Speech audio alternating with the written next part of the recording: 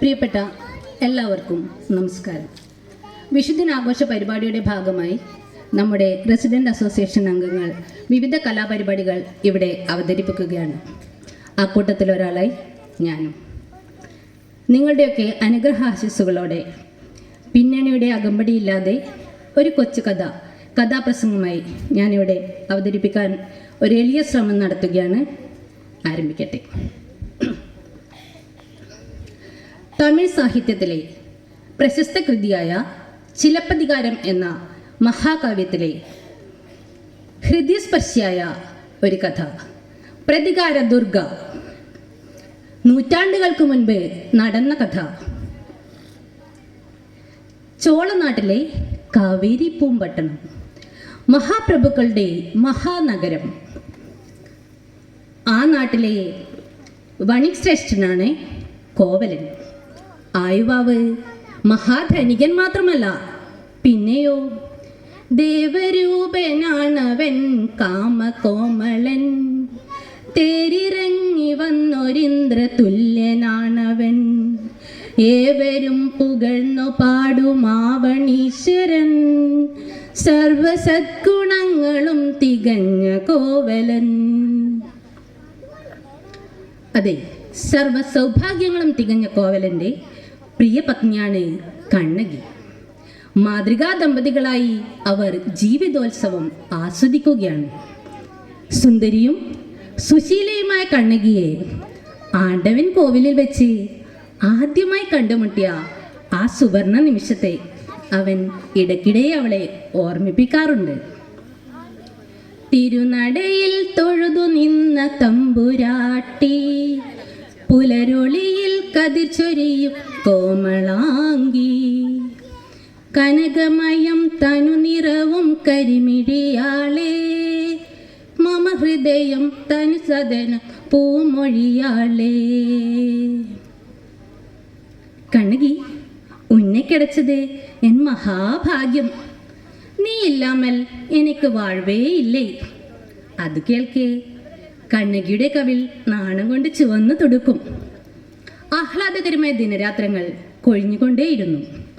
ആയിടയ്ക്ക് അമ്മൻ കോവിലിൽ ഉത്സവത്തിന് കൊടിയേറി. തോരണങ്ങളും കമാനങ്ങളും ഒരുങ്ങി. തേരും തേരോട്ടവും തുടങ്ങി. എല്ലാറ്റിനും മുൻപന്തിയിൽ കോവലൻ തന്നെ. തെരുക്കൂത്ത് ആരംഭിക്കുകയായി. 4 നാട്ടിലും പേരുകേട്ട അഴകി റാണി മാധവിയാണ് നർത്തകി. ദീപകാന്തി തെളിഞ്ഞു. നൃത്തവേദി ഉണർന്നു. മിന്നൽ കൊടി പോലെ ചടുല താളമേളങ്ങളിൽ മതിമറന്നാടുന്ന മാധവി ഒരു സ്വർഗറാണിയായി മാറി. ആനന്ദലഹരിയിൽ അകമഴിഞ്ഞാടുന്ന ആയിരങ്ങൾ. നൃത്തം അവസാനിച്ചു. കരഘോഷങ്ങൾക്ക് മുന്നിൽ കൈതൊഴുത് നർത്തകി അണിയറയിലേക്ക് മടങ്ങി. മായികമായ ഏതോ വിഭ്രാന്തിയിൽ മതിമറന്നു നിന്ന കോവലൻ അതാ അണിയറയിലേക്ക് പായുന്നു. അവിടെ സ്വപ്നം വിടർന്ന മിഴികളും പൂപ്പുഞ്ചിരിയുമായി നിൽക്കുന്നു മാധവി.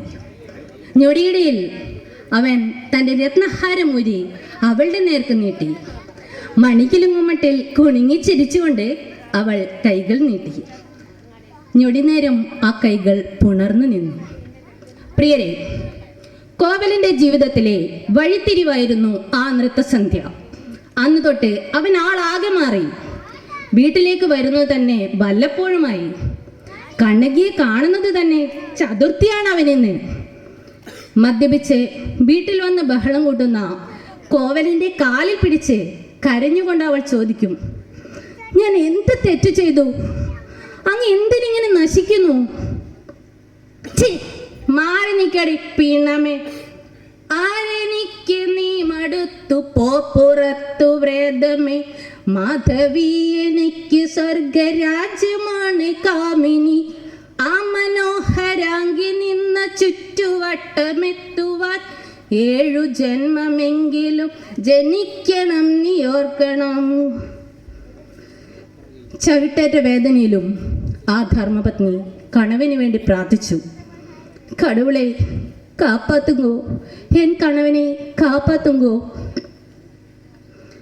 കണ്ണീരിൽ കുതിർന്ന കണ്ണങ്കിയുടെ നാളുകൾ കൊഴിഞ്ഞുകൊണ്ടേയിരുന്നു. കോവലൻ തിരിച്ചു വന്നില്ല. കാഞ്ചീപുരത്തെ മട്ടുപ്പാവിൽ മാധവി കോവലിനെ മയക്കിയെടുക്കുകയായിരുന്നു. ആടിയും പാടിയും പ്രണയ പൂവാടിയിൽ ഇരുകോകിലങ്ങൾ പോലെ രമിച്ചു വാണു. പാടെ മറന്നവൻ സർവസമ്പത്തും നൽകി പ്രേമധാമത്തെ തൻ്റെ സ്വന്തമാക്കിയിടാൻ വെമ്പി. മാധവിയുടെ മായാവലയത്തിൽ കുടുങ്ങിപ്പോയ കോവലൻ അവൾ ആഗ്രഹിച്ചത് എന്തും ആ കാൽക്കീഴിൽ സമർപ്പിച്ചു. ആ നൃത്തക്കാരിയുടെ കടക്കൺ കോണിൽ ഒരു കളിപ്പാവയെ പോലെ അവൻ കുരുങ്ങിക്കിടന്നു. എല്ലാം കിട്ടിക്കഴിഞ്ഞപ്പോൾ മാധവിയുടെ മട്ടും ഭാവവും മാറി. അവൻ കോവലൻ്റെ മുഖത്ത് നോക്കി അട്ടഹസിച്ചു. കണ്ട മദ്യപന്മാർക്ക് കയറി ഇറങ്ങാനുള്ള ശസ്ത്രമല്ലേത്, കടന്നു പോ. മാധവി, ഇത് നീ തന്നെയോ? അതെ, ആളൊന്നും മാറിയിട്ടില്ല. എന്താണ് ഇങ്ങനെ മിഴിച്ചു നോക്കുന്നത്? കടക്ക് പുറത്ത്. കാക്കാശിന് കൊള്ളാത്തവൻ. അവൾ വാതിലുകൾ കൊട്ടിയടച്ചു. സർവസമ്പാദ്യവും നഷ്ടപ്പെട്ട ആ ഹതഭാഗ്യൻ കുറ്റബോധത്താൽ നീറുന്ന മനസ്സുമായി ഇരുട്ടിലൂടെ നടന്നു. ഒരുകുന്ന നെഞ്ചുമായൊരു ഭ്രാന്തനെ പോലെ തെരുവിൽ വിതുമ്പുന്നു പാവം. ഇനി ഏതു പാത, ഇരുളാണ്ട വഴിയിൽ ഒരു കുഞ്ഞു താരവുമില്ല. ഇനി ഏതു പാത, ഇരുളാണ്ട വഴിയിൽ ഒരു കുഞ്ഞു താരവുമില്ല. ആ പാതിരാവിലും കൊളുത്തിവെച്ച കൽവിളക്കിനു മുന്നിൽ കരഞ്ഞു കലങ്ങിയ കണ്ണീരുമായി വിതുമ്പുകയായിരുന്നു കണ്ണകി. പെട്ടെന്ന് പുറത്തൊരു കാലച്ച. യാരത് യാരത്? ജനൽപ്പഴുതിലൂടെ കണ്ണകി പുറത്തേക്ക് നോക്കി. കടവുളേ, കോവലൻ! അവൾ ഓടിച്ചെന്ന് വാതിലുകൾ തുറന്നു. കോവലനെ കെട്ടിപ്പുണർന്നു. വാങ്കേ, ഉള്ളേ വാങ്കേ. കണ്ണകി, കാരുണ്യമർഹിക്കാത്ത മഹാപാപിയാണ് ഞാൻ. എന്നോട് ക്ഷമിക്കൂ, എനിക്ക് മാപ്പ് തരൂ. അയ്യോ, അങ്ങനെയൊന്നും പറയല്ലേ. തെറ്റുപറ്റുക മനുഷ്യ സഹജമല്ലേ. അങ്ങ് തിരിച്ചു വന്നല്ലോ, എനിക്കത് മതി. ആ ധർമ്മപത്നിയുടെ സ്നേഹത്തിൻ്റെ ശീതള ഛായയിൽ കോവലൻ്റെ നെഞ്ചിലെ തീ അണഞ്ഞു. കണ്ണകി, ജീവിക്കാൻ നമുക്കിനി എന്താണൊരു മാർഗം? വഴിയുണ്ട്. അവൾ പെട്ടി തുറന്ന് പട്ടുപൊതി കയ്യിലെടുത്തു. നോക്കൂ, മംഗല്യനാളിലെന്താതനണിയിച്ച പൊൻചിലമ്പാണിതു വാങ്ങൂ. പാരിലമൂല്യമാം രത്നജാലങ്ങൾ തൻ മഞ്ജിര സിഞ്ചിതം കേൾക്കൂ നിങ്ങൾ. മഞ്ജിര സിഞ്ചിതം കേൾക്കൂ നിങ്ങൾ. അങ്ങ് എന്തിനു വിഷമിക്കുന്നു? എനിക്ക് അച്ഛൻ തന്ന ഈ 2 ചിലമ്പുകളിൽ ഒരെണ്ണം വിറ്റാൽ മതിയല്ലോ. നമുക്കേറെ കാലം സുഖമായി ജീവിക്കാം. മുടങ്ങിപ്പോയ നമ്മുടെ വ്യാപാരം വീണ്ടും ആരംഭിക്കുകയും ചെയ്യാം. ആ മഹാസ്നേഹത്തിനു മുന്നിൽ കോവലൻ്റെ കണ്ണ് നിറഞ്ഞു.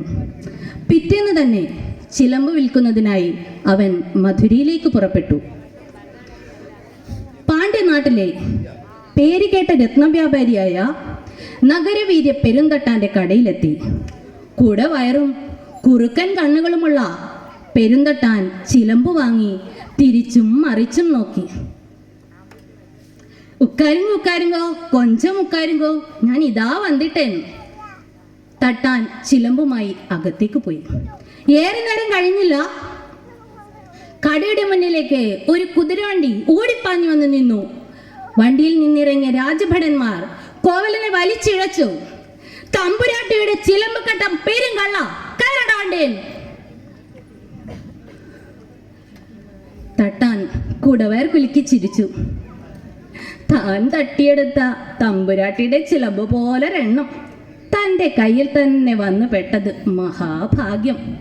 കള്ളനെ പിടിച്ചു കൊടുത്തതിനുള്ള സമ്മാനം വേറെയും. ആണ്ടവാ. വാർത്ത കാട്ടുതീ പോലെ പടർന്നു.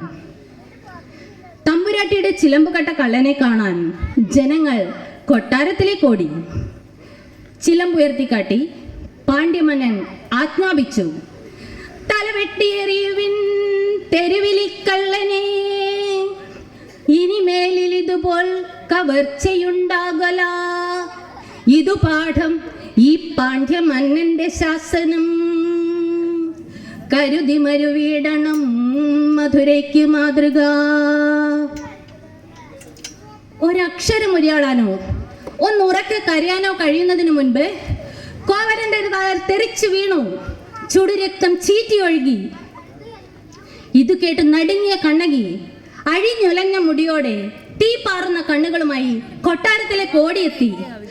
തന്റെ പ്രിയതമന്റെ ചുടുചോര കൊണ്ട് തൊടുകുറി ചാർത്തി സിംഹാസനത്തിൽ ഇരിക്കുന്ന പാണ്ഡ്യമന്നനെ തുറിച്ചു നോക്കിക്കൊണ്ട് അവൾ അലറി, അധികാരമത്തനായി അലറുന്ന മന്നവ, അപരാധിയോ എന്റെ കാന്തൻ, തലവെട്ടി നീ പെയ്ത രുധിരമേ സാക്ഷി, അറിയാത്ത പൊരുളറിഞ്ഞോളൂ, അറിയാത്ത പൊരുളറിഞ്ഞോളൂ. എന്റെ ധിക്കാരം മൂലമൊന്നോ? നമ്മുടെ പ്രിയതമ്മയുടെ ചിലമ്പുകട്ട നിന്റെ ഭർത്താവ് അപരാധി അല്ലെന്നോ? ഹേ നേരറിയാത്ത മന്നവ, നേരെ നിങ്ങൾക്ക് ഞാൻ കാട്ടിത്തരാം. ദാ നോക്ക്, നിങ്ങൾ പിടിച്ചു വെച്ച ചിലമ്പിന്റെ ജോഡിയാണിത്. പറയൂ, തമ്പുരാട്ടിയുടെ ചിലമ്പിനകത്തെ മുത്തോ രത്നമോ? മുത്ത്, മുന്നാഴി മുത്തു നിറച്ച പൊൻ ചിലമ്പാണിത്. എങ്കിൽ കണ്ടോളൂ, ഈ ചിലമ്പിനകത്തെ രത്നമാണ്, അമൂല്യമായ രത്നങ്ങൾ. അവൾ ആ ചിലമ്പ് സഭാമണ്ഡപത്തിലേക്ക് വലിച്ചെറിഞ്ഞു. ചിലമ്പ് പൊട്ടി, രത്നങ്ങൾ നാലുപാടും ചിതറി. തമ്പുരാൻ നടുങ്ങി, കണ്ണുകൾ കിടിലം കൊണ്ടു. ഒരു നിമിഷം പ്രതികാര ദുർഗയായി മാറിയ കണ്ണകി ഭീകരമായ ഒരലർച്ചയോടെ തന്റെ വലതുമാറിടം പറിച്ചെറിഞ്ഞുകൊണ്ട് അലറി, ഹേ ധർമ്മം പിഴച്ച മന്നവ, നീയും നിന്റെ സർവസ്വവും വെന്ത് ചാമ്പലാവട്ടെ. കണ്ണകി തന്നു തളർന്നു വീണു. പെട്ടെന്ന് കൊടുങ്കാറ്റടിച്ചു. ആ കാറ്റിൽ അഗ്നിജാലകൾ എങ്ങും പടർന്നു.